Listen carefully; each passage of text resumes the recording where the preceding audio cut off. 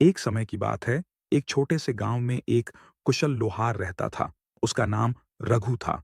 रघु न केवल अपने काम में माहिर था, बल्कि उसकी चालाकी और तेज दिमाग के चर्चे भी दूर-दूर तक थे। लेकिन रघु का दिल लालच से भरा हुआ था। वह हमेशा सोचता कि कैसे वह अपनी ताकत और कला का इस्तेमाल करके अमीर और ताकतवर बन जाए। एक दिन, एक रहस्यमय अजनबी रघु की दुकान पर आया। वह लंबा, काले कपड़ों में लिपटा हुआ था और उसकी आंखों में अजीब सी चमक थी। अजनबी ने रघु से कहा, मैंने सुना है कि तुम लोहे से कुछ भी बना सकते हो। क्या तुम ऐसा हथियार बना सकते हो जो हर किसी को हरा सके? रघु ने हैरानी से पूछा, तुम ऐसा क्यों चाहते हो? अजनबी मुस्कुराया और बोला, तुम्हें इससे क्या? मैं तुम्हें इतना सोना दूंगा जितना तुमने जिंदगी में कभी नहीं देखा। सोने का लालच रघु को भा गया। उसने बिना सवाल किए हामी भर दी। अजनबी ने उसे एक पुराने कागज पर मशीन का नक्शा दिया और कहा, बस इस पर काम करो, लेकिन ध्यान रहे, इसकी ताकत को कभी आजमाना मत। रघु ने दिन रात मेहनत की। नक्शा बेहद जटिल था, लेकिन रघु की कला ने उसे धीरे धीरे पूरा कर दिया। महीनों की मेहनत के बाद उसने एक विशाल और खतरनाक मशीन बना डाली।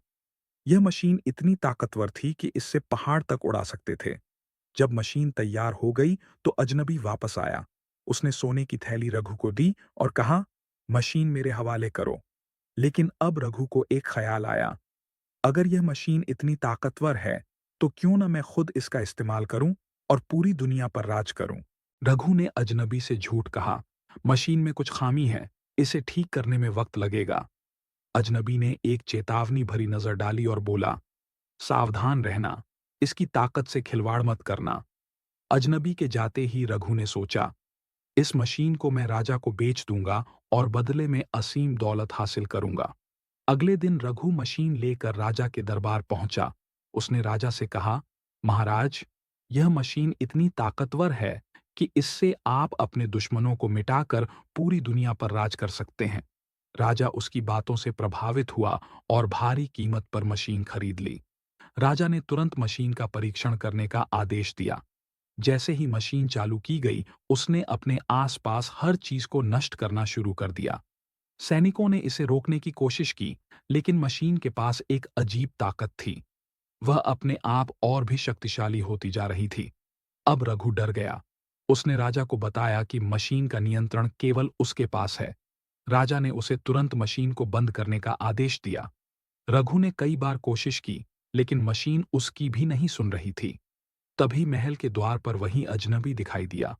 उसने ठहाका लगाया और बोला, रघु, मैंने तुम्हें चेतावनी दी थी, लेकिन तुम्हारी लालच ने तुम्हें बर्बाद कर दिया। ये मशीन अब कोई नहीं रोक सकता। यह सिर्फ तबाही लाने के लिए बनी है। रघु हैरानी से बोला, तुम कौन हो? अजनबी ने जवाब दिया, मैं विनाश का प्रतीक हूं। मैंने सिर्फ तुम्हारी लालच का परीक्षण किया था और तुम फेल हो गए। मशीन ने न केवल राजा के राज्य, बल्कि आसपास के गांवों और शहरों को भी नष्ट कर दिया। रघु अपनी चालाकी और लालच के कारण सब कुछ खो बैठा। आखिर में मशीन ने उसे भी नहीं बख्शा।